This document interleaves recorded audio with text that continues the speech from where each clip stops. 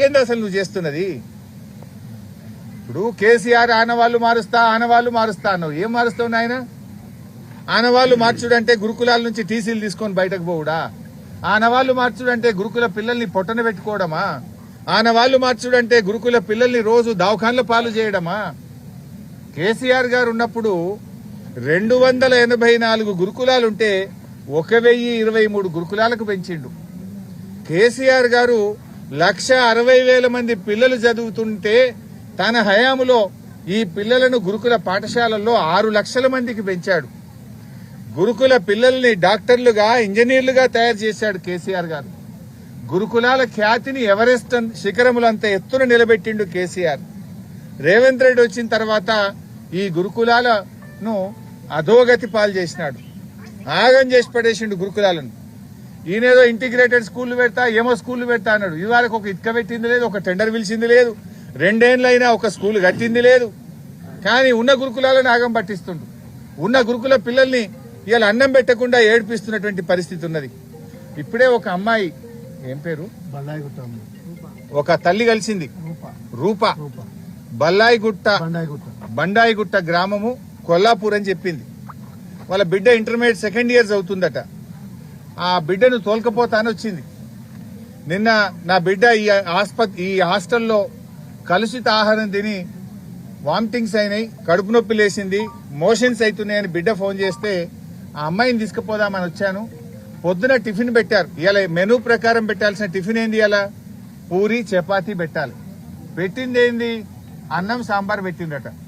ఆ సాంబార్లో కూడా పురుగులు వస్తే నా బిడ్డ తినలేదట సార్. ఇవాళ పొద్దున కూడా సాంబార్లో పురుగు వచ్చిందని చెప్పి ఆ రూప అనే తల్లి చెప్తా ఉంది. ఈరోజు అంటే నిన్న మధ్యాహ్నం సంఘటన జరిగింది. కనీసం తెల్లారన్న మంచిగా పెట్టారా? మెనూ కూడా ఫాలో గారా? ఇవాళ మెనూలో పెట్టాల్సింది పూరి, పెట్టింది అన్నం సాంబారు. ఆ సాంబార్లో పురుగులు వెళ్ళినాయి, నా బిడ్డ తినకుండా ప్లేట్ కింద పడేసింది సార్. ఇట్లయితే ఎట్లా సార్? హాస్టల్ బాగలేదు, తిండి పెట్టలేరు చక్కగా, చదువులు బాగున్నాయి అన్నది. ఏ మాట కామాట ఉన్న నిజం చెప్పాలి. చదువు బాగానే ఉంది కానీ తిండి చక్కగా లేదు, నీళ్లు రావడం లేదు, బాత్రూంలలోకి పోతే కక్కస్తున్నది, వామిటింగ్స్ వస్తుంది ఎప్పుడైనా పోయి మేము చూడడానికి పోతే. అసలు నిర్వహణ ఏమాత్రం బాగలేదు అని చెప్పి తల్లులు ఒకవైపు బాధపడుతున్నటువంటి పరిస్థితి ఉన్నది. మేము రేవంత్ రెడ్డిని ఒకటే డిమాండ్ చేస్తున్నాం, మాటలు కాదు చేతలు కావాలి. నువ్వు అంత మాటలే ఎక్కువనే. నువ్వేమన్నావు, ఈ తాపు ఎక్కడన్నా ఏదైనా హాస్టల్లా కలుషిత ఆహారం పెడితే సీదా జైలుకే పంపుతాను. ఏం చర్యలు తీసుకున్నావు నాయన? రోజు అసలు కలుషిత ఆహారం తిని ఆసుపత్రుల పాలు కాని రోజు ఒకటి ఉన్నదా? ఏ జిల్లానన్నా ఉన్నదా? ప్రతి జిల్లాలో ప్రతిరోజు యాన్నో కాడ 100 మంది పిల్లలు దవాఖానలు పడుతున్నారు. అరే ఈ అన్నం పెట్టే చేత కాదా? అంటే అధికారులు నీ మాట వింటలేరా? లేదా నీకే పిల్లలంటే పట్టి లేదా? ఏంది? నువ్వేమన్నావు? కలెక్టర్లు పోతారు, హాస్టళ్లలో పండుకుంటారు, కలెక్టర్లు దగ్గర. హెడ్ క్వార్టర్స్ ఇది, నాగర్ కర్నూలు హెడ్ క్వార్టర్ లో పక్కనే కలెక్టర్, ఈ పక్కనే మెడికల్ కాలేజ్. ఇక్కడ 111 మంది పిల్లలు ఆసుపత్రి పాలైనరు. ఇది పూర్తిగా నిర్లక్ష్యం. కేసీఆర్ ఆనవాళ్లు మారుస్తా అనే పేరు మీద కేసీఆర్ పెట్టిన గురుకులాలను ఆగం పట్టించే కార్యక్రమం చేస్తున్నాం. గురుకులాలను ఆగం పట్టడం అంటే 6 లక్షల మంది పిల్లల భవిష్యత్తును ఆగం పట్టడం. ఈ పిల్లల జీవితాలతో నువ్వు చెలగాటమాడుతున్నావు.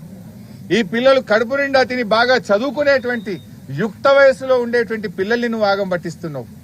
ఇవాళ ఈ హాస్టల్లో కూడా అంతా ఇంటర్మీడియట్ పిల్లలు, intermediate 1st year 2nd year పిల్లలే 111 మంది ఈ కాలేజీలో, ఈ హాస్టల్లో ఇవాళ కలుషిత ఆహారం వల్ల వాంతులు, విరేచనాలు, జ్వరంతో, కడుపు నొప్పితో బాధపడతా ఉన్నారు. Is it the way handling the things? ఇప్పటికైనా మేము ప్రభుత్వాన్ని హెచ్చరిస్తా ఉన్నాం, సీరియస్ గా తీసుకోండి. పిల్లల భవిష్యత్తుతో చెలగాటమాడకండి. లేదంటే బీఆర్ఎస్ పార్టీ ప్రధాన ప్రతిపక్షంగా చూస్తూ ఊరుకోదు. ఎంత దూరమైనా నీ ప్రభుత్వం మీద పోరాడతాం. నువ్వు అసెంబ్లీ పెట్టమంటే నీకు భయం అవుతుంది, అసెంబ్లీ పెట్టే చేతనైతలేదు. 5 నెలలు అయిపోయింది, ఇంకా అసెంబ్లీ పెట్టలేవు నువ్వు. ఆ ప్రత్యక్ష పోరాటానికి మేము శ్రీకారం చుడతాం. మళ్లీ గురుకుల బాట పట్టాల్సి వస్తుంది. నేను ముఖ్యంగా హ్యూమన్ రైట్స్ కమిషన్ కూడా కోరుతా ఉన్నా, మీరు సూమోటోగా ఈ కేసును టేకప్ చేయండి. రాష్ట్రంలో మీరు ఏ పేపర్ చూసినా, ఏ టీవీ చూసినా ప్రతిరోజు పిల్లలు దవాఖానల పాలవుతున్నారు. హ్యూమన్ రైట్స్ కమిషన్ గాని, నేను రాష్ట్ర హైకోర్టు ప్రధాన న్యాయమూర్తి గారిని 2 చేతులు జోడించి అభ్యర్థిస్తా ఉన్నాను. దయచేసి సుమోటో కేసు టేకప్ చేయండి. ఈ ప్రభుత్వానికి మొట్టికాయలు వేయండి. ఈ ప్రభుత్వానికి డైరెక్షన్ ఇవ్వండి. పిల్లలకు నాణ్యమైన కడుపు నిండా భోజనం పెట్టే విధంగా డైరెక్షన్ ఇవ్వాలని చెప్పి నేను హైకోర్టు ప్రధాన న్యాయమూర్తి గారిని కోరుతా ఉన్నా. హ్యూమన్ రైట్స్ కమిషన్ కూడా కోరుతా ఉన్నా.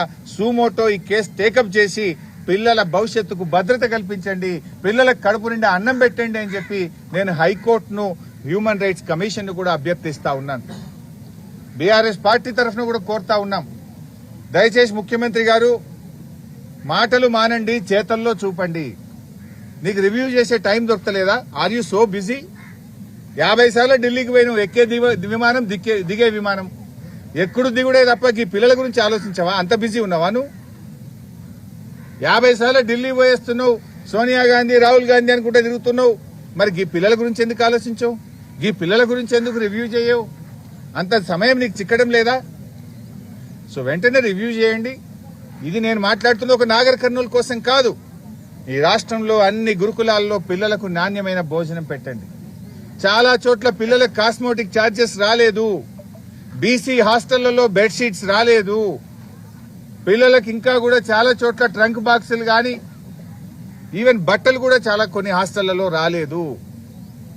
ఇలా ప్రభుత్వ పాఠశాలల్లో నీ హయాంలో విద్యార్థుల సంఖ్య తగ్గుముఖం పట్టింది. నీ ప్రభుత్వ వైఫల్యం వల్ల ఆల్ గవర్నమెంట్ స్కూల్స్ లో, స్టేట్స్ లో, రాష్ట్రంలో చూస్తే గత 2 సంవత్సరాల్లో విద్యార్థుల సంఖ్య తగ్గుతా ఉంది. ఆత్మవిమర్శ చేసుకో. రాజకీయాలుంటే ఎలక్షన్లప్పుడు చేసుకుందాం. కేసీఆర్ గారి మీదనో మా మీదనో కోపం ఉంటే మా మీద కేసులు పెట్టు, మమ్మల్ని ఇబ్బంది పెట్టు, భరిస్తాం, నో ప్రాబ్లం. కానీ ఆనవాళ్లు మార్చే పేరిట తెలంగాణ తల్లిని మారుస్తా, తెలంగాణ చిహ్నంలో కాకతీయ తోరణం తీస్తా, కేసీఆర్ పెట్టిన గురుకులాలను ఆగం చేస్తా, కేసీఆర్ నిర్మించినటువంటి ఆసుపత్రులను ఆగం చేస్తా, కేసీఆర్ కిట్టు బంధు పెడతా, బతుకమ్మ చీరలు బంధు పెడతా. ఇదేం పిచ్చి పని, తుగ్లక్ పనులు. State is first. ప్రజలు ముఖ్యం. ప్రజల కోసం ఆలోచించు, పిల్లల కోసం ఆలోచించు. నీ రాజకీయాల కోసం పిల్లల భవిష్యత్తు ఆడుకోవద్దు అని చెప్పి ఈ ప్రభుత్వాన్ని హెచ్చరిస్తా ఉన్నాం.